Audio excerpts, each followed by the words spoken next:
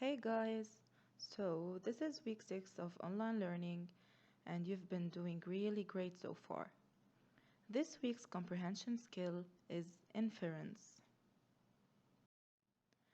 Through this lesson, we will identify the meaning and purpose of inference, recognize the types, and pinpoint the strategy of making inferences. Making inference is like being a reading detective.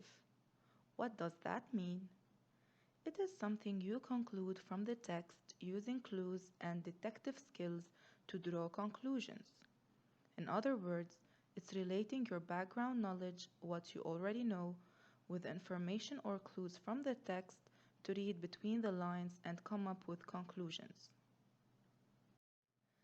Making inferences while reading helps you understand the content more thoroughly and catch the author's purpose and attitude more efficiently. You understand what he's trying to tell you without even writing it in the text. We have two types of inferences, the schema-based and text-based. The schema-based depends on prior knowledge, for example, something you know before, and allows you to elaborate or develop by adding indicated information. For example, they rode into the sunset. From this quote, we can infer that it's late in the day and they are riding west.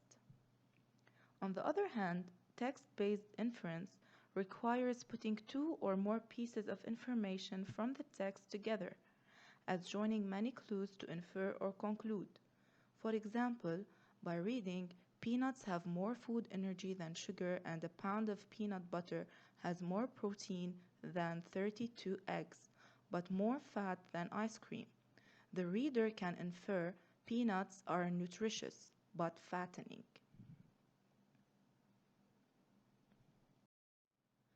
How do you make inferences, or in what ways do you infer? The main strategy is questioning yourself during reading. Ask yourself about why a character does this, how he feels, etc.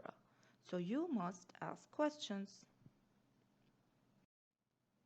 Some main questions are: what do you know? What clues did you find? What can you conclude? What can you infer? Other questions that can help you infer are: what is the message or lesson of the story? What can you figure out that the author didn't put in words? What clues did you use to figure that out? Why do you think the character acted like he or she did? How was the setting important to the story? What do the character's choices or actions tell you about him or her? How did the character change during the story? What is the mood or tone of this story? What makes you say that?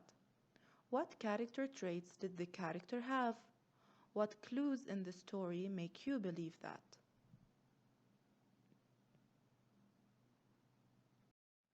So, the process starts with reading, then asking yourself questions, finding clues and details to put them together in order to determine what they mean and to draw conclusions. Here are two examples of making inferences. In paragraph 1, a woman finished reading a story and closed the book. About 20 children got up from the carpet and went to a corner of the room. They began taking coats and hats off hooks. After putting on their coats and hats, the children lined up. To infer, where are the children going? How do you know? Your answer might be, the children are going home. How can you know? I know because they lined up to leave the classroom. In paragraph 2, a boy asked his mother for help getting some things off a shelf. She took down some jars and brushes, and the boy brought them to the kitchen table. Next, he went to his mother's desk and took out a blank sheet of paper. He put the piece of paper on the kitchen table.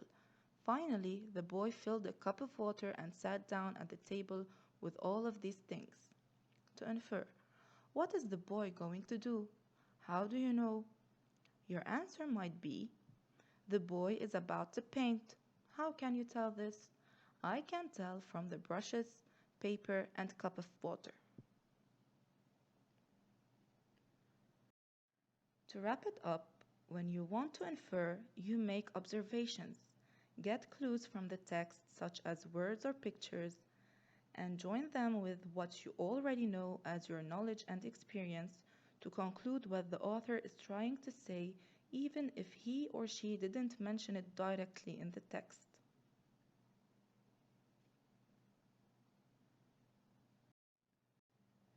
For this week, you're going to read the text A Solver, where Kevin tries to investigate in order to find a missing item. Then answer the questions. Don't forget to submit on time. Remember, more effort, more marks. You decide. Keep up the hard work and stay safe.